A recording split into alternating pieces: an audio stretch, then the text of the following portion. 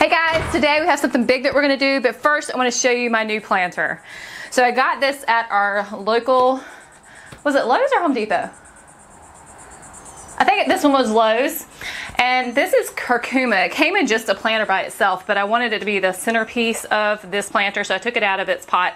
Then we have the creeping Jenny, and I think this is silver bells or silver falls or something like that. I'll put it up on the screen. But I just love how it's turning out, and this will just, you know, keep crawling down. So I should have added a little bit more of these, maybe 2 more of each of the creeping Jenny and the silver bells or silver falls.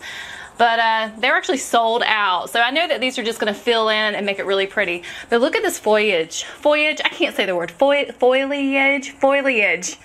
Anyway, I love how it has the purple red strip going down the middle of all these. And if you look closer, right in here are little purple flowers and buds. It's just, I love purple and flowers. And I guess in shirts too. But that's kind of like the theme that we're having with all of our other things that we're putting in this year. Pinks, purples, yellows. But I just think it's so pretty. And just as a side note, this is in all shade all day, except for nighttime, like sun at like 5:30 to maybe 7, where it gets its sun. This is a shade plant.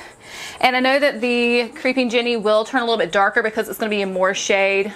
But I think it'll be just perfect. So let's move on. Let's go see what the huge thing is. What we did is we got 2 huge planters. Well, I mean, they're huge for us. We found these at our Home Depot. So excited. Like I could have done cartwheels in the aisle. So excited. And they're not concrete, but they had that look. So what would you say these are, Adam? About 36 inches? 40 inches? 30 inches. Well, they're big, and we might eventually put them up on pillars, but we did find these awesome topiaries, which are Emerald Colonnade Holly bushes that are going to give us the height that we want to have a really stately looking setup here. We got this one over here, that one over here, over there, and I'm going to underplant them with these vincas. Now I have been saying vincias, but the lady at the garden center, she kindly corrected me and called them vincas, V-I-N-C-A. Love them. Anyway, they fall over, love it. So what we're gonna do first, we had them held down with some black cow manure. So they're not that light, but we don't want, you know, the deer to come play in them and knock them over, or the wind to knock them over, really. So yeah, they have the great look, but not as heavy.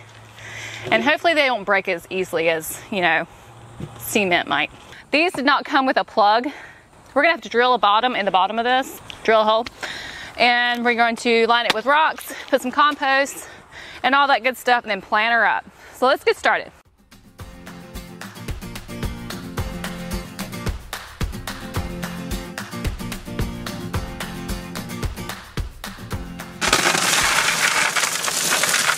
So how much were those a bag? I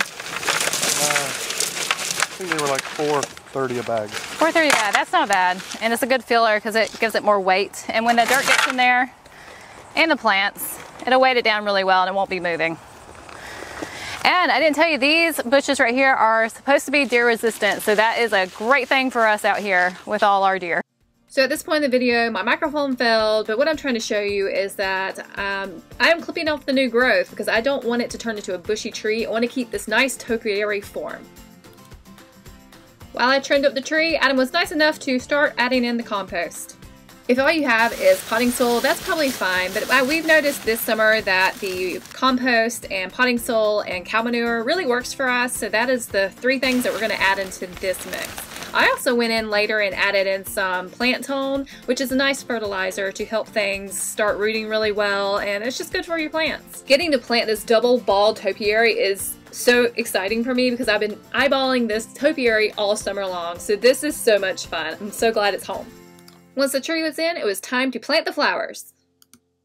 If you're not familiar with vincas, they actually take the place of petunias. Petunias kind of lull out mid-late summer, and vincas pick up right where they stopped because they are much hardier with the blazing heat of southeast Georgia, which happens to be a zone 9. And I love these because you still get that trailing effect, and they do plump up and then fall over. I mean, by the end of summer, these should be covering half of the pot, so that's going to be something to look for. I absolutely love how this topiary turned out with this vincas underneath it. It's just so beautiful to me, and I really do hope this inspires you to go do your own, whether it's big or small. Just plant something and make something beautiful. Please hit the like, comment, and subscribe button, and ring the notification bell. Y'all have a good day. I'll see you next time.